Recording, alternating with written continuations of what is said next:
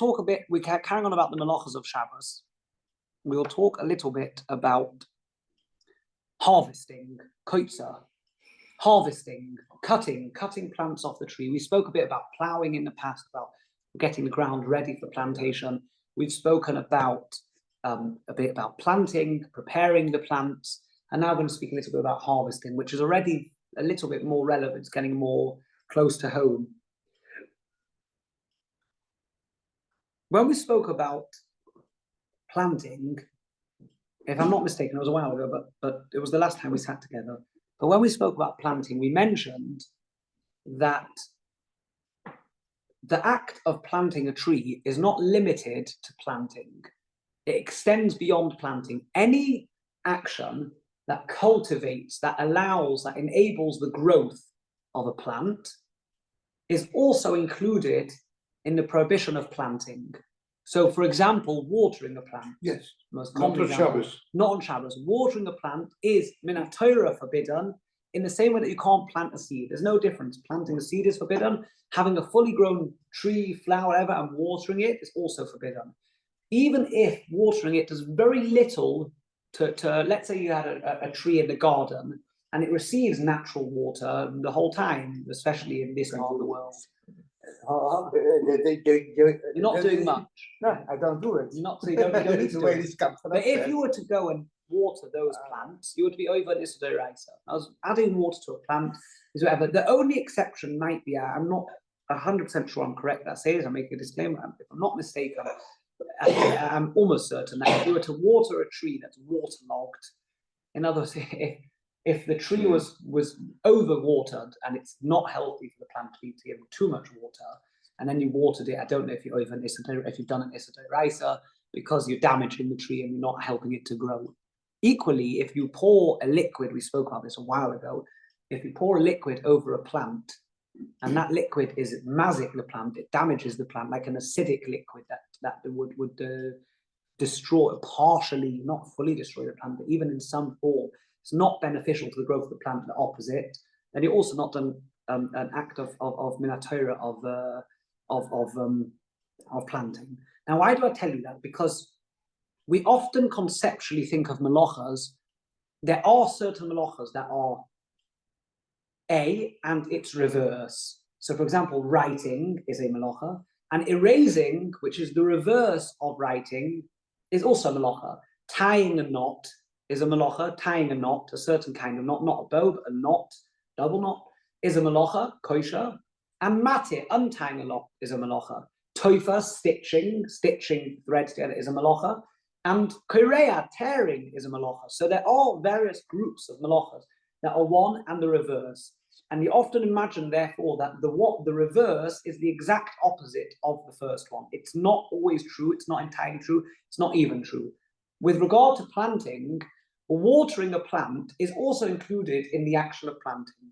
And as we can extend, we do it, Chazal extend the concept, don't do it rabbinically, the Chazal understood that the concept of planting isn't just putting the seed in the ground, but any act that enables the plant, that it assists the growth of the plant.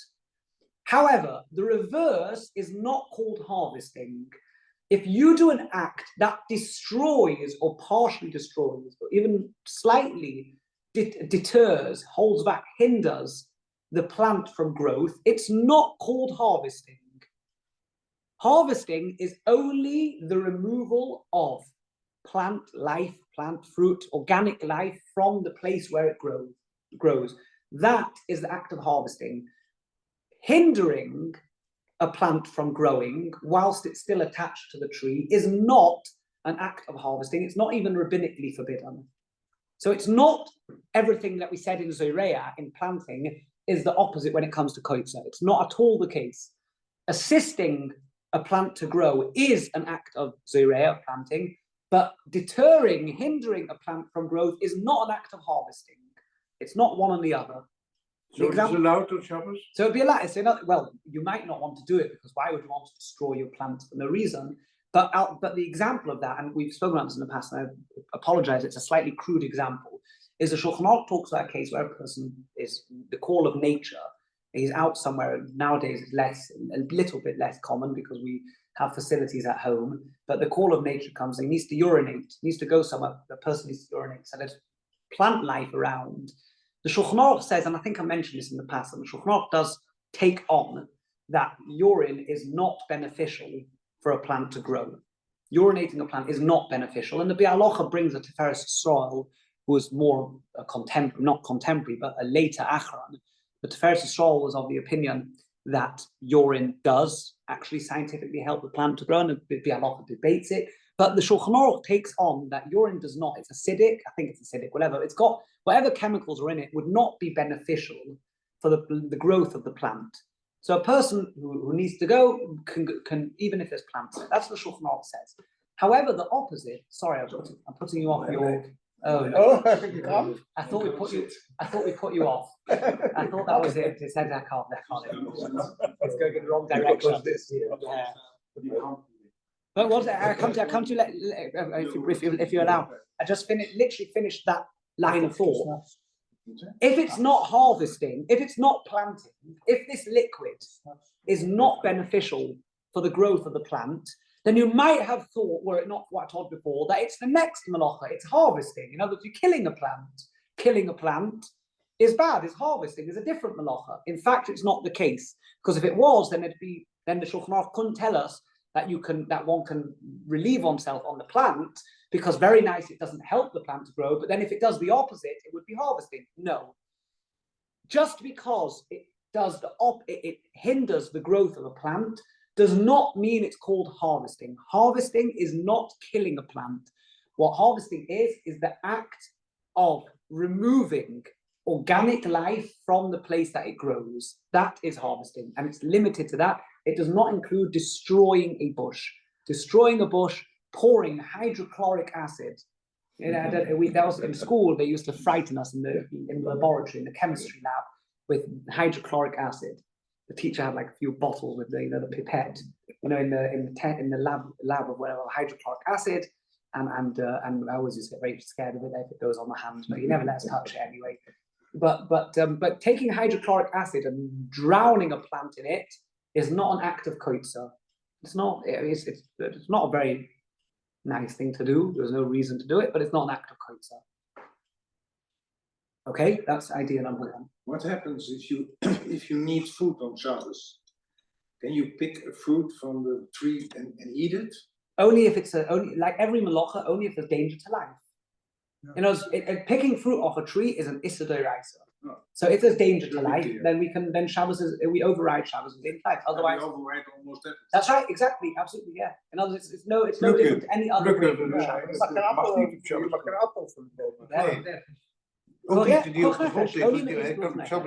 You're going to ask something. Yeah, in the snoker we Tuesday, Western, and Shabbat. Yeah.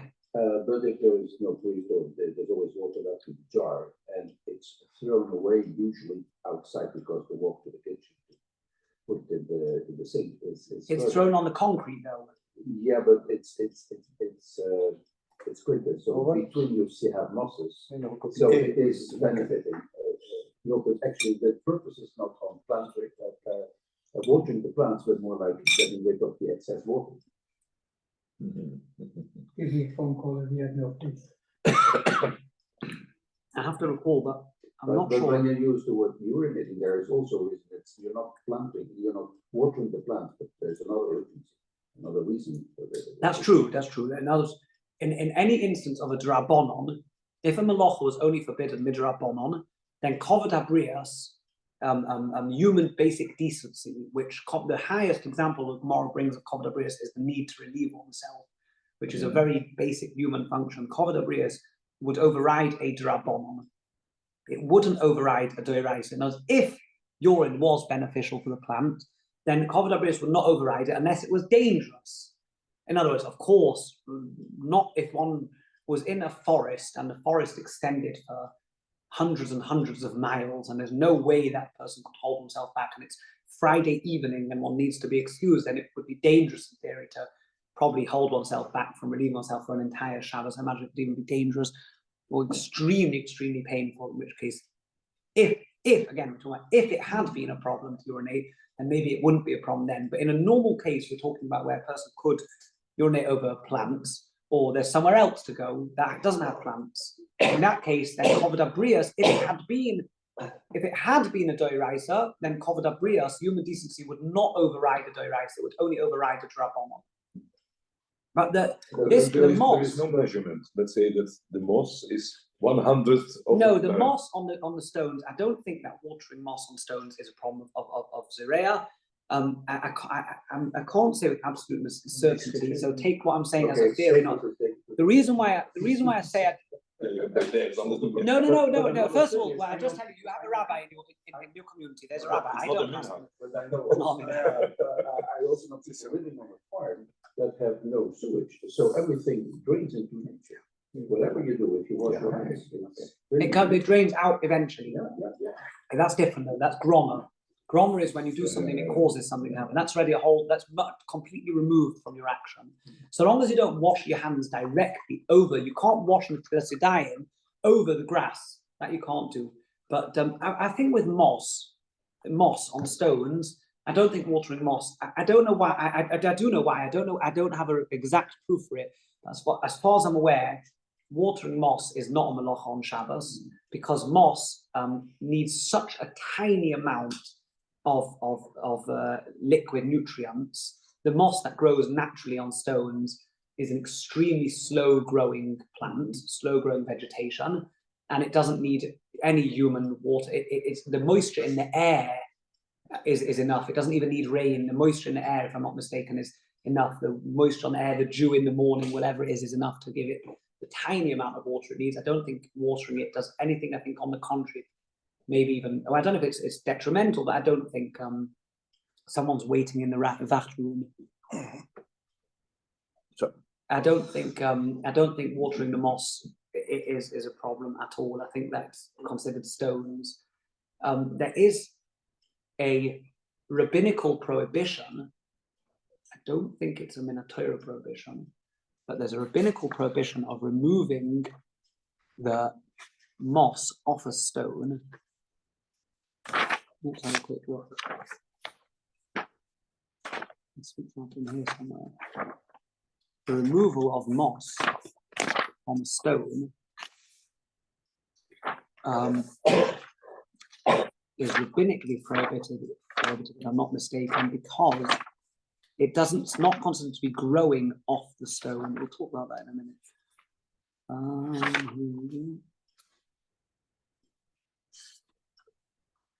it's theory. This is considered. Drabonon. It'll be close to Drabonon. Yeah. Not Deraisa.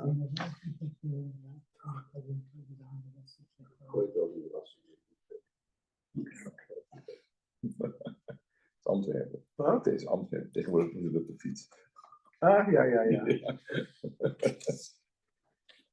Nee, ik heb nog meer van die dingen. Ja. Dat is speciaal. Vroeger was dat een van die auto's. Ja.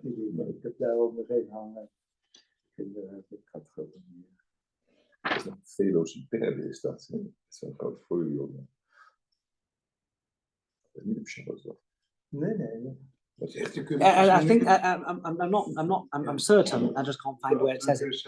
I'm certain that if you had, well, I'll preface it with, I'll make another remark and then I'll get back to the things growing on a rock. Because the Meleches Kotzer specifically is, as we said, detaching organic plant life from the place in which it grows, we have to determine, the halacha determines what does it mean the place in which it grows. The place that something grows, min haTorah, is only a place where it's rooted and embedded in the ground. Growth does not need to be connected to the ground. Things can grow just off moisture in the air. The example of that is that people sometimes have vegetable racks, and it's not, again, today, well, my generation, we're very spoiled. Maybe you recall these things. Extremely spoiled. We buy fresh vegetables every day in the supermarket, everything. But people grow their own vegetables. And then they want to keep them, they didn't have necessarily a refrigerator or whatever, and the best place to keep them is outside, in the colder air outside, especially in the winter months. It's nice and cold, they keep them outside. So they have a little vegetable rack and they put them outside. Now the effect of the vegetable, when you have a vegetable sitting on this vegetable rack, the moisture in the air actually does increase growth. The vegetable continues, even once it's been detached from the ground completely, there is a continuous growth before it starts to get moldy, but in the early stages. So sometimes potatoes, for example, sprout, like onions, they sprout little, I don't know what they're called even in English, but sprouts, little like sprouts, sprouts that come off the thing, and it's completely detached from the ground. And it's an effect of the moisture in the air and whatever it is, it continues to grow in some way or other. Removing that vegetable from the vegetable rack and taking it home, where, let's say, putting it into a box where there's less moisture and it doesn't continue to sprout, is not an act of kotzer. Because even though it draws nutrients from the air or from the moisture, whatever it is in the air, it's not defined as kotzer. Kotzer is removing something from the place in which it is embedded, which it's growing. They used to keep, again, probably until very recent time, maybe people who live in a more rural setting still do this, but the Shulchan Aruch talks about they used to keep the turnips under the ground. They would detach it, but then the best place to put it would be in the ground. You know, it's nice and colder in the ground, moist, and they'd put there a turnip. You know what a turnip is? One of these that kind of vegetables, a bit like a carrot type of vegetable. They put it back in the ground. There's different ones. There's ones that are like think of a morrow, a horseradish. Think of one of those. What they call what's horseradish? Radish. No. The other one, the white one that they use, the very strong morrow. Radish. Morrow, or think of radishes also, or potatoes, whatever these things. They'd put them in the ground. They'd leave them in the ground even after they detached it from its growth. Now, those things, even if they're in the ground and even if they're drawing nutrients, as long as the roots, as long as it hasn't spread roots again into the ground, you can detach it from the ground. There's another problem. Ra heet dat een turnip. Ra? Ra heet dat. Oh ja, dat is de oorlog. Die zijn geheim. Die zijn toch geheim? Ja. As long as it hasn't taken root in the ground, removing it from the ground is not called kotzer. The Shulchan Aruch says there's another problem removing it from the ground. You might be making a hole. So if you have a vegetable that's shaped like this, like a carrot, and you put it before Shabbos, you stab it in the ground, and show that when you remove it, you don't make a hole because it doesn't automatically cave in on itself. It might a bit if the ground is soft, but it doesn't automatically cave in. Whereas if on the opposite, if it does cave in, it's not making a hole.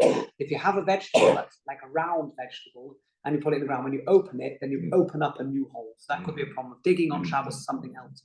But the vegetables that you take out the ground are not a problem of kotzer because they're not taken root again. It's only when something has taken root in the ground that removing it from the ground is called kotzer, the removal of it. Now, why is here? So that with that remark, prefacing that, talk about you have a rock in the countryside. You see this. You see big rocks. Moss grows on the rocks. Yes. Or if you were to leave a jug as something outside, even normally it's quicker on earthenware jugs, on pottery jugs, but on anything. And over time, moss grows on the thing. This moss is not embedded in the thing in which it's growing. It doesn't have roots. It's not embedded. So to remove it, it's actually drawing. It's actually sitting. It's considered sitting. It likes to grow on the surface of things. It latches itself onto it and it sits on it. But it's not embedded in the surface. So moss, anyway, is you're talking about moss is far less problematic because it's not embedded in anything. It's not for watering purposes. It would be a problem, but I don't think it is a problem. But for kotzer, it's not a problem. Now, it doesn't need to be actually attached to the ground. In other words, if you have a flower pot that has its own earth and its own natural habitat, and you remove plants from the flower pot that's growing in the earth, and you've done kotzer. Because the removal of the thing is you're removing it from its place, from its earth. If, let's say you have a tree and it starts to dry up, the plant starts to dry. There's a big machlokas in the authorities in the Rishonim about at which stage the tree is no longer considered attached to the ground, even though it is attached to the ground, or what parts of the tree might have dried up. So, for example, let's say you have fruit, the fruit has completely finished growing and it's drying. It's a warm country and it's actually getting damaged. It's dried up on the tree. The Shulchan Aruch says that if the tree is still alive and not died, if the tree is still ever, then even though the fruit is no longer drawing any kind of nutrient from the tree because the fruit is finished, is dried up, a dried date or whatever, a dried fig that's sitting on a tree and it's gone sun dried, you still can't remove it from the place in which it grows. In fact, it's a doraisa. It's considered forbidden by Torah law to remove it from the place it grows, because the fact remains that the connection between the fruit and the tree is a living connection. The tree is alive. And if a tree is dead, And once the tree completely dies, the tree itself is completely dead. It's about over. Now, it's very hard. It's very hard to determine when a tree is completely dead, that it no longer draws nutrients from the ground. The trees, they don't, especially bigger plants, don't just die. in the desert. So if a tree was completely dried out and it's just whatever, then to remove the tree from the ground is only an act of kotzer midrabanon, not min Torah. It's only kotzer, it's only harvesting midrabanon, because in fact it's not really drawing any nutrients from the ground. There's a big discussion about what happens if the stalk has dried but not the tree. Can you take the apple if the branch has dried and the tree is still alive? Because there, the connecting sort of lead between the tree which is alive and the fruit which is dead is also dead. Like the umbilical cord that connects the plant to the rest of the tree, to the whatever. There's a discussion in the halacha about that. The halacha takes on, obviously you can't, but there's a big discussion in the Rishonim about such a thing. But the act of kotzer requires one to take something from its natural place of growth. Sometimes people have, in England this was very popular. I don't know if it was popular here. A little plastic box you buy in the supermarket, and it has a plant in it called cress, watercress. I know what you mean. You know these leather. Yes, you can. So people want to cut them fresh, and then you put it in the sandwiches. You put it on the table. And you are It's like met een schaar of zoiets. Oogsten, but that is not allowed on It's Shabbos. not allowed on Shabbos You can because buy chives, you can buy whatever kind of fruits. still in a pot. So they're there as well. The same problem. It's at the end of the day is that it's still connected to the place in which it grew. It's got roots. They have these crest of small roots, and cutting them down is an ice on Shabbos. So it's a prohibition in Torah on Shabbos to cut them away. That's the basic idea of kotzer. What's interesting is you could do an act of removing something from a tree from where it's growing. That could now be, in line of what we said in previous week, could now be one of three different melachas. Could even be two or three different melachas. If you cut a plant off a tree for the plant, you want, let's say, to cut a fruit off the tree for the fruit, that's an act of harvesting, that's kotzer. If you cut a plant off a tree, not for the plant, but because you want to help the tree grow, which in English is called pruning the tree, pruning a bush. You prune it, you cut off parts so that the tree can grow, and you've done not an act of kotzer, because kotzer is harvesting, but with the same act, physical act of cutting, you've done an act of zoreya, of enabling a plant to grow, because any action that allows, that stimulates growth, is an act of zoreya.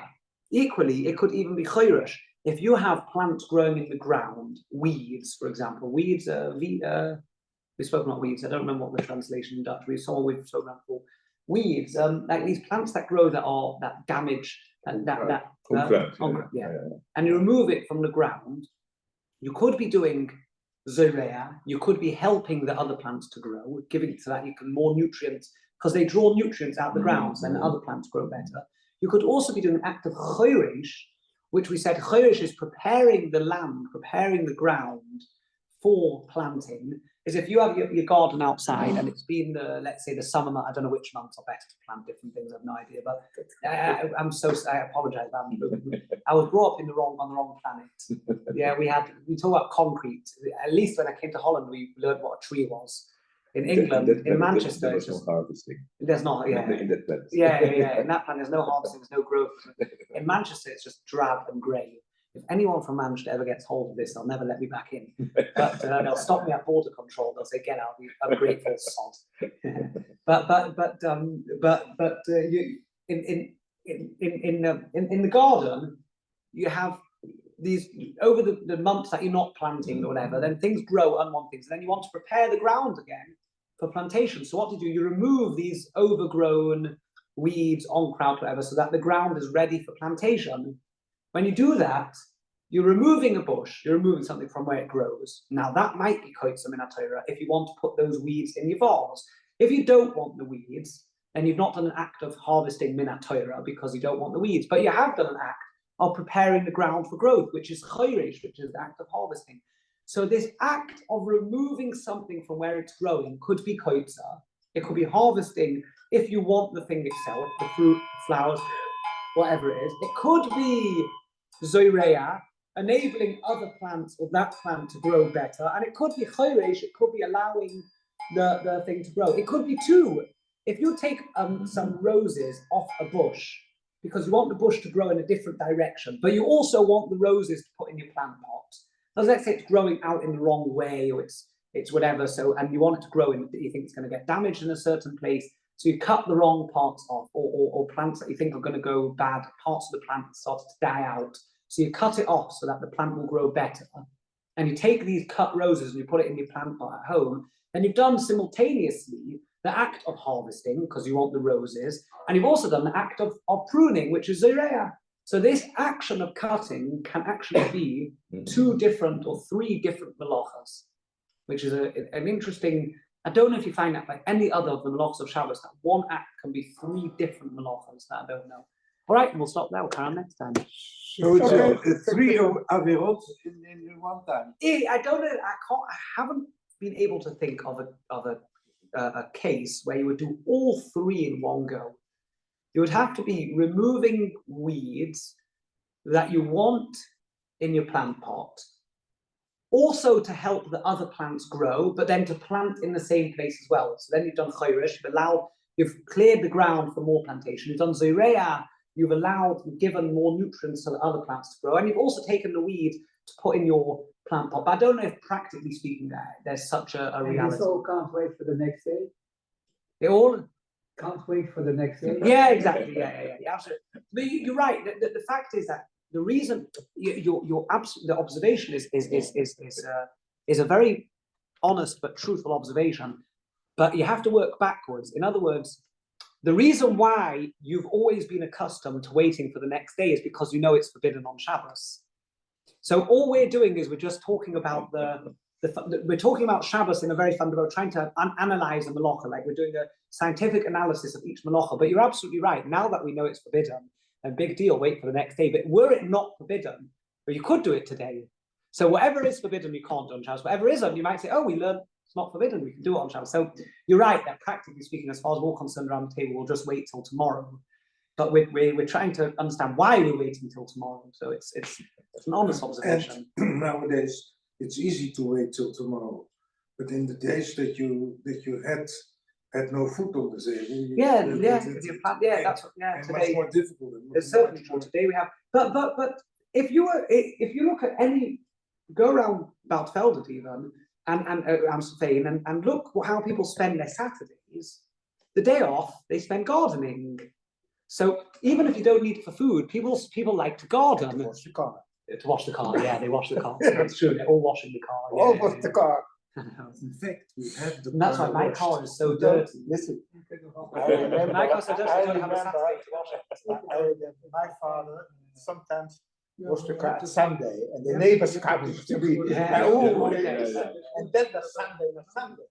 But that's over now. Sunday is not anymore. There was Sunday, now it's over. Because Sunday was. Yes, No, everything was Sunday is not closed. a holiday. It was the next Shabbos. Yeah. Everything was closed. The You're neighbors going to say something, Jeff. You said something already. All right, fine. Okay, Stoyer, listen, I have another date for you. Also, Christian holiday. Oh, very good. Tweede Pinksterdag. Are we allowed to learn Torah today?